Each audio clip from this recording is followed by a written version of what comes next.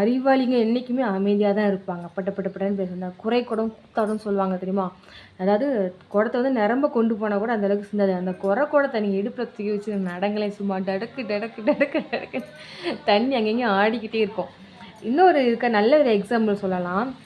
அது என்னது வயல் காட்டில் நல்ல நெற்கதிர், நல்லா நிறைய நெற்கதிரை தாங்கி இருக்கிற நெற்பயிர் எப்படி இருக்கும்னா தலை குனிஞ்சு இருக்கும். ஆனால் ஒன்றுத்துக்கும் பிரயோஜனமே ஆகாது. அங்கங்கே இருக்கிற இந்த களை புல் இருக்குது தெரியுமா? களைச்செடின்னு சொல்லுவாங்க. அது என்ன பண்ணு தெரியுமா? ஒய்யாரமாக நின்று தலையை ஆட்டிகிட்டு இருக்குமா.